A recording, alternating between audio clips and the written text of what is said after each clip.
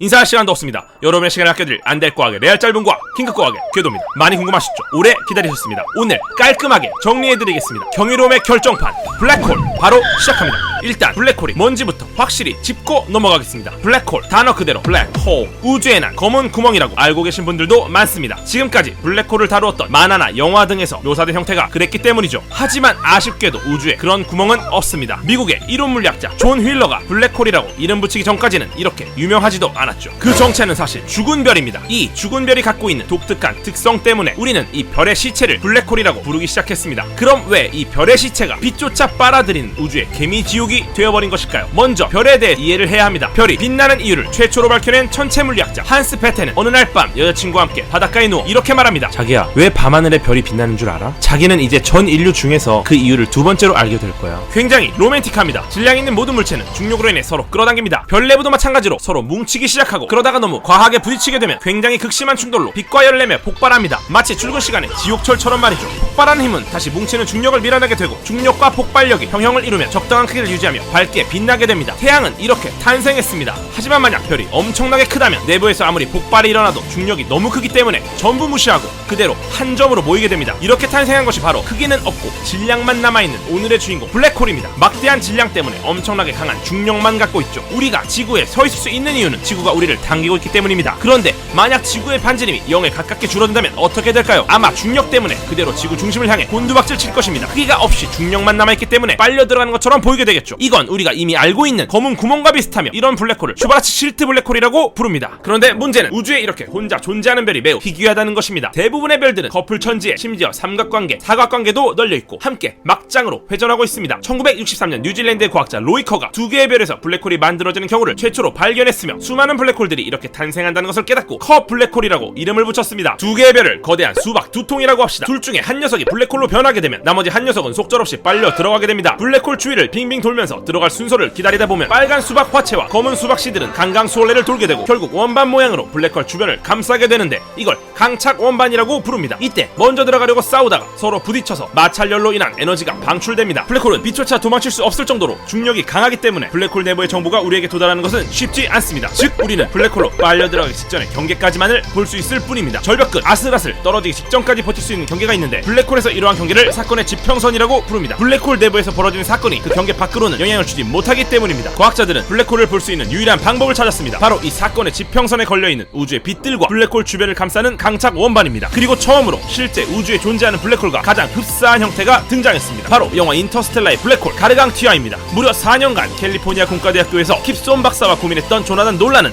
형인 크리스토퍼 놀란과 함께 기존과 차별화된 현실적인 블랙홀을 보여주는데 성공합니다. 처음으로 만들어낸 블랙홀은 회전을 고려하여 우리 쪽으로 다가오는 왼편을 밝게 표현했습니다. 이후 밝기를 조절하여 어두운 부분을 없앴고 마지막엔 멋들어진 이미지 처리를 통해 영화 속에서 우리가 봤던 그 블랙홀을 만들어냈습니다. 물론 실제가 아닌 실제일 가능성을 갖고 있는 가상의 블랙홀이었죠. 20세기 말 과학자들은 마치 강력한 중력으로 붙잡혀 있는 것처럼 이상한 움직임을 보이는 별들을 발견합니다. 너무 멀고 어두워서 별들의 중앙에는 아무것도 보이지 않았지만 충분히 성능이 좋은 망원경이 있다면 그 안에서 블랙홀 근처 사건의 지평선을 직접 볼 수 있을 거라고 확신했습니다. 서울에서 워싱턴에 있는 사람의 속눈썹을 셀 수 있을 정도로 말이죠. 하지만 그 정도 성능이라면 망원경의 크기가 지구만큼 커져야 합니다. 인류가 만들어낼 수 없는 수준이었죠. 하지만 새로운 아이디어가 등장합니다. 바로 간섭계를 이용한 전파 망원경. 여러 대의 전파 망원경을 멀리 떨어뜨려 놓고 동시에 관측할 수 있도록 연결하면 그 떨어진 거리 크기의 망원경 한 대와 동일한 해상도를 얻을 수 있다는 것입니다. 이걸 활용해서 2017년부터 6개의 대륙의 8대의 망원경을 연결하여 지구 크기의 망원경을 만들고 매우 정밀한 원자시계로 시간을 맞춘 뒤 찍기 시작했습니다. 바로 Event Horizon Telescope, 사건의 지평선 망원경이라는 범세계적인 공동 연구의 등판. 간단해 보이지만 사실 공상과학이라고 봐도 될 만큼 모험적인 시도였습니다. 목표는 빛으로 5,500만 년을 가야 할 정도로 멀리 떨어진 곳. 8대의 망원경만으로는 충분치 않아 지구의 자전을 이용하여 망원경들의 위치를 바꿔가면서 촘촘히 관측했으며 관측된 결과는 총 용량이 5페타바이트로 고속 웹하드로 전송해도 수십 년이 걸릴 만큼 엄청난 양이었습니다. 그래서 각 관측소에 하드디스크를 항공편으로 취합하였으며 그렇게 모인 하드디스크 무게만 0.5톤에 달했습니다. 전세계의 과학자들은 흥분했습니다. 결과적으로 블랙홀이 보이지 않더라도 분명히 무언가 엄청난 녀석이 나올 것이다. 자랑스럽게도 한국천문연구원의 손봉원 박사님을 비롯해서 다수의 한국 과학자들도 열정을 더했습니다. 과연 블랙홀 근처 사건의 지평선은 기대했던 것처럼 관측되었을까요? 식센스를 능가하는 언젠가는 최고의 반전이라는 카피 문구는 아직까지도 지겹게 사용되고 있습니다. 그만큼 나이트 샤말란 감독의 영화가 주는 예상치 못했던 결과가 충격을 주었던 것입니다. 반대로 어떠한 예측이 너무 완벽하게 맞아떨어진다면 어떨까요? 매일같이 꿈꾸던 이상형과 똑같이 생긴 이성을 길에서 만난다면, 임의로 고른 로또 번호 6개가 정확하게 예측한 대로 들어맞는다면 그 경이로움은 이루 말할 수 없을 것입니다. 그리고 2019년 4월 10일 그 일이 실제로 일어났습니다. 먼저 당시 생중계 영상을 만나보시죠.